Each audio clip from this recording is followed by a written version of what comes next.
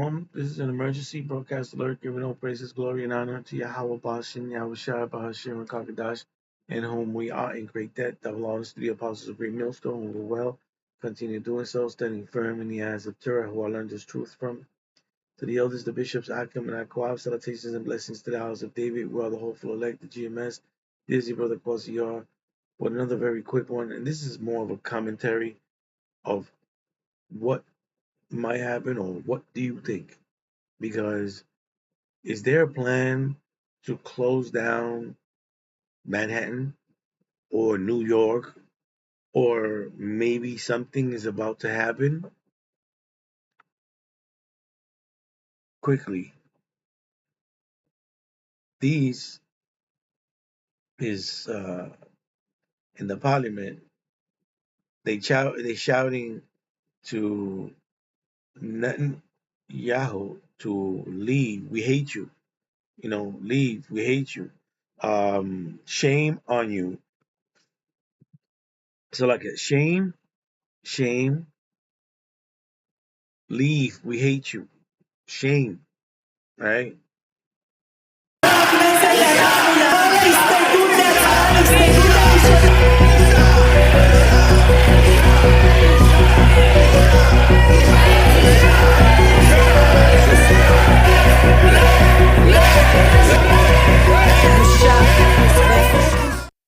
And so the last part, I had to go look around. They showed you, shame, leave. The last part, hate, did not show you, but I looked around other places and it says that. And then this, I mean, they've been talking about his crimes and whatnot, right? So this really what got me, thinking they might close down Midtown or something. I don't know. And then Heather from News 12. Hi, Mr. Mayor. Hi, Morgan. How are you? I'm good, thank you. I was reading your interview over the weekend and wanted to ask you more about your conversations with the your legal department about potentially arresting Israeli Prime Minister Benjamin Netanyahu. I just want to know just what your feelings are when you look at, for example, your administration also reaching out to the Prime Minister of, the Ambassador of Iran, just how you, reconcile the two of being so critical of the Israeli Prime Minister, but at the same time meeting with the Ambassador of Iran. So I want to first clear up a few things. Our administration did not reach out to the Prime Minister of Iran. Our administration received a request from the Iranian consulate. And as soon as I heard of that, I made it clear that we are not meeting and we will not meet with the Israeli consulate here in New York City. And when it comes to Benjamin Netanyahu, we're speaking about someone who's the subject of an international criminal court arrest warrant. And he's the subject of this arrest warrant for alleged crimes against humanity, for war crimes, and he's the architect of the genocide against Palestinians in Gaza as Israel's prime minister. These are not facts of my personal assessment, they are facts of public record. And I believe that when someone is charged with an international criminal court warrant, it's something that should be taken seriously, whether it's Benjamin Netanyahu or it's Vladimir Putin or whomever else. What I've also made clear is that my administration will follow all applicable local laws. That is our commitment. That is something that we will follow through on when it comes to an adherence to local law. And that's. So this is another interview that they interview him. They asked him the same question. Gaskins in Washington. New York City Mayor Zohran Mamdani says arresting Israeli Prime Minister Benjamin Netanyahu remains a possibility should the Israeli leader visit the city for the United Nations General Assembly this fall. Israeli Prime Minister Benjamin Netanyahu is no stranger to New York City.